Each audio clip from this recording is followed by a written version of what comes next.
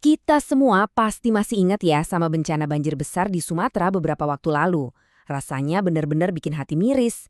Tapi di tengah semua kesedihan itu, muncul satu pertanyaan besar. Sebenarnya ini murni bencana alam atau jangan-jangan ada campur tangan kita, manusia, yang bikin semuanya jadi separah ini? Nah, yuk kita coba bedar bareng-bareng. Oke, pertama-tama biar kita paham seberapa besar dampaknya, coba kita lihat angkanya. Tapi ini bukan cuma sekedar angka di grafik ya, setiap angka ini mewakili satu nyawa, satu cerita, satu keluarga yang kehilangan orang tersayang. Ratusan jiwa melayang di Aceh, Sumatera Utara, sampai Sumatera Barat. Ini benar-benar tragedi kemanusiaan. Dan ceritanya nggak berhenti di situ. Selain yang sudah dipastikan meninggal, ada lagi lebih dari 500 orang yang statusnya masih hilang.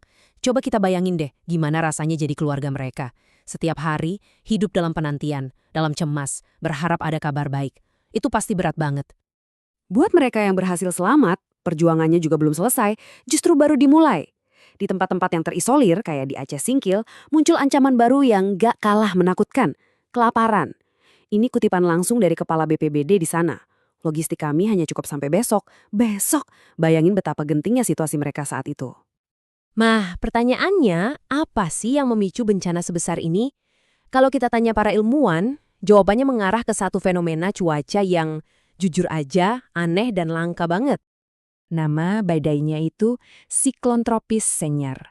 Yang bikin heboh adalah siklon ini muncul di tempat yang enggak seharusnya. Biasanya, siklon tropis itu enggak bisa terbentuk di dekat garis khatulistiwa. Kenapa? Soalnya tenaga putaran bumi atau yang kerennya disebut efek Coriolis itu lemah banget di sana. Jadi nggak cukup kuat buat bikin angin muter jadi badai. Tapi yang ini kok bisa? Aneh kan? Jadi, ini tuh bukan badai biasa. Ini kombinasi maut, kayak perfect storm gitu. Bayangin ya, suhu laut lagi anget-angetnya. Jadi bensin buat awan hujan raksasa. Terus ada anomali di atmosfer yang jadi pemantiknya. Udah gitu, badainya kejebak di Selat Malaka antara Sumatera dan Malaysia. Jadi dia nggak kemana-mana, cuma muter-muter di situ aja berhari-hari. Hasilnya, badai ini berubah jadi mesin hujan non-stop yang nurunin hujan sebulan cuma dalam waktu 1 hari. Kebayangkan banyaknya air? Oke, kita sepakat ya, badainya emang gila-gilaan, langka dan ekstrim. Tapi apa iya ini semua murni salah alam? Kenapa dampaknya bisa sampai sedahsyat itu? Cuma karena badai aja atau ada faktor lain? Nah, disinilah ceritanya jadi makin kompleks. Ternyata ada faktor kedua yang perannya gede banget, kondisi lingkungan di Sumatera sendiri. Yuk kita bedah. Hampir semua ahli bilang hal yang sama. Kerusakan lingkungan itu jadi bensin yang bikin apinya makin besar. Jadi masalahnya bukan cuma soal seberapa deras hujannya, tapi juga soal kemana air sebanyak itu harus pergi. Harusnya kan diserap tanah, diserap hutan. Nah, ini dia intinya. Hutan itu kan harusnya berfungsi kayak spons raksasa alami ya. Tugasnya nyerap air hujan biar nggak langsung jadi banjir. Tapi kondisi hutan kita, terutama di daerah-daerah krusial kayak ekosistem Batang Toru, itu udah terkepung. Di sekelilingnya ada apa aja? Ada tambang emas, ada PLTA, ada perkebunan sawit, pabrik bubur kertas. Lengkap. Jadi daya serapnya jelas berkurang drastis. Dan ini bukan cuma teori loh, bukti di lapangan ngomong sendiri. Coba lihat, yang dibawa banjir bandang itu bukan cuma air sama lumpur, tapi juga gelondongan kayu super besar. Dan yang bikin miris, polisi nemuin banyak kayu itu potongannya rapi, ada bekas gergaji mesin. Ini kan jelas banget nunjukin ada aktivitas illegal logging. Oke, jadi kita punya dua tersangka utama nih, badai langka dari alam dan tangan manusia yang merusak lingkungan. Nah, dari sinilah mulai rame. Saling tunjuk, saling lempar tanggung jawab. Ini contohnya. Di satu sisi ada aktivis lingkungan yang nunjukin peta. Nih lihat, area tambang ini tumpang tindih sama hutan lindung di Batang Toru. Tapi dari sisi perusahaan, mereka bilang, tunggu dulu. Lokasi kami itu di aliran sungai yang beda kok sama yang banjir. Banjir itu murni karena badai dan longsor alami. Jadi versinya beda banget kan? Debatnya nggak cuma antara aktivis dan perusahaan. Lihat deh kontras antara pemerintah dan BMKG. Salah satu menteri ada yang bilang, mungkin kita tidak siap. Tapi di sisi lain, BMKG bilang, loh kami udah kasih peringatan 8 hari sebelum badai datang. Kami ulang lagi 4 hari sebelumnya, 2 hari sebelumnya juga. Jomplang banget kan pernyataannya?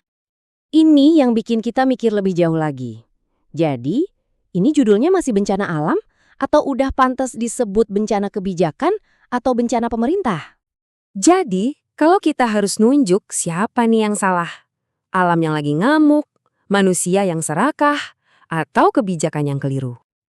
Ada satu komentar menarik dari Panji Pragiwaksono. Dia bilang, satu-satunya ilmu yang dianggap penting oleh pemerintah adalah ilmu kepentingan.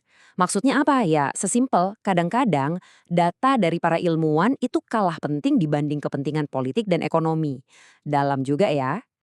Ternyata fenomena saling menyalahkan dan menyalahkan alam ini ada istilahnya loh, namanya blame game theory. Ini adalah strategi di mana pihak berwenang seringkali menjadikan cuaca ekstrim atau kehendak Tuhan sebagai kambing hitam.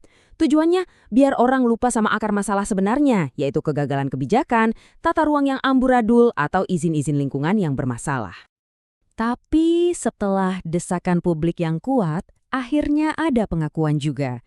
Pemerintah, lewat Menteri Lingkungan Hidup, mengakui kalau ada kegagalan tata ruang, dan mereka janji akan evaluasi semua izin lingkungan di daerah bencana.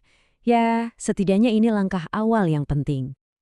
Jadi, kalau kita simpulkan, banjir besar di Sumatera ini tuh resepnya kompleks banget. Bahan utamanya memang cuaca ekstrim, tapi bumbunya itu kerusakan lingkungan. Dan yang masak atau yang membiarkan ini terjadi adalah ya kegagalan kebijakan dan perencanaan. Semuanya saling terkait. Artinya, bencana ini lebih dari sekedar peristiwa cuaca. Ini kayak cermin besar yang nunjukin gimana sih hubungan kita dengan alam, seberapa bagus kebijakan yang kita punya, dan seberapa berani kita meminta pertanggungjawaban dari mereka yang berkuasa. Nah, ini ninggalin kita dengan satu PR besar buat dipikirin bersama. Kalau bencana separah ini adalah buah dari kebijakan yang keliru, pertanyaannya, kebijakan seperti apa yang harus kita buat ke depannya supaya hal yang sama nggak terjadi lagi?